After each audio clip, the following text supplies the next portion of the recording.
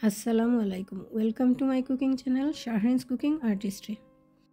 আজকে আমি আপনাদের মাঝে নিয়ে এলাম আরও একটি সহজ রেসিপি, টক দই। আপনারা দেখতেই পাচ্ছেন কি সুন্দর দইটি জমেছে, একদম পারফেক্টভাবে হয়েছে, কোনো ধরনের কোনো পানি ছাড়ে নাই। তাহলে চলুন ফুল রেসিপিটিতে চলে যাই।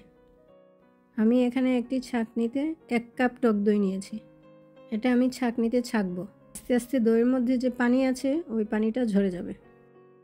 এখানে আমি নিয়ে নিচ্ছি 750 ml দুধ, গরুর দুধ। আপনারা চাইলে গুঁড়ো দুধও ব্যবহার করতে পারেন। এর মধ্যে আমি দিয়ে দিচ্ছি 3/4 কাপ গুঁড়ো দুধ, মানে 1 কাপের 4 ভাগের 3 ভাগ।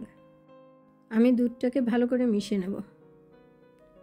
মেশানো হয়ে গেছে। এখন এর মধ্যে দিয়ে দিচ্ছি 4 টেবিল চামচ চিনি। আপনারা চাইলে বাড়িয়ে কমিয়ে নিতে পারেন।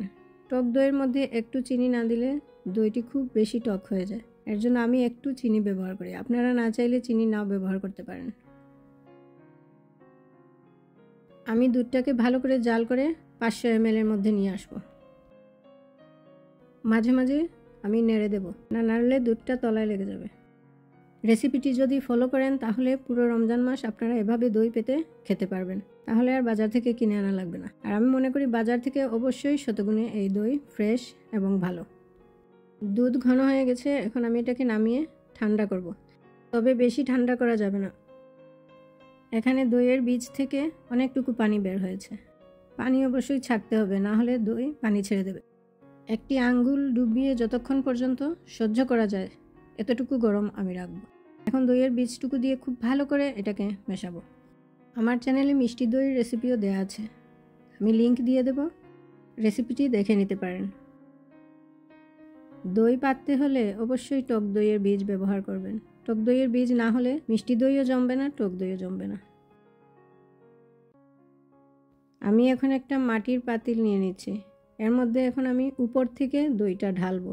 এতে করে উপরে একটা ফেনার লেয়ার বসে, যা দেখতে খুবই সুন্দর লাগে, এবং উপরের লেয়ারটাতে ক্রিমি ক্রিমি একটা ভাব থাকে।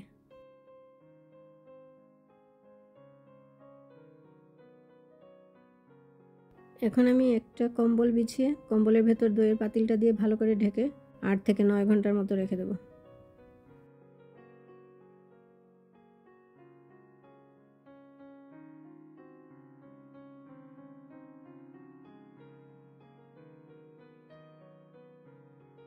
এটাকে আমি আর নাড়ব না, একদম 9 ঘন্টা পরে আর একবারে আমি সরিয়ে দেখব। দই বসানোর পরে বারবার নাড়াচাড়া করা যাবে না।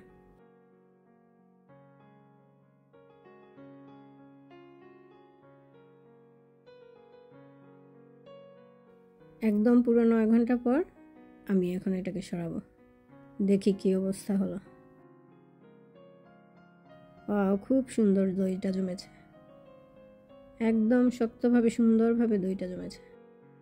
আপনারা অবশ্যই এটা ট্রাই করবেন। একদম সহজ একটা রেসিপি, তৈরি করাটাও খুবই সহজ। রেসিপিটি যদি আপনাদের ভালো লেগে থাকে তাহলে অবশ্যই একটা লাইক ও সাবস্ক্রাইব করতে ভুলবেন না প্লিজ। আর যদি ফেসবুক থেকে দেখেন তাহলে একটা লাইক ও ফলো দিতে ভুলবেন না প্লিজ। দেখুন কি সুন্দর জমেছে, একটুও পানি বের হয় নাই। আপনারা অবশ্যই ট্রাই করবেন। এতক্ষণ যারা আমার সাথে ছিলেন তাদেরকে অসংখ্য ধন্যবাদ।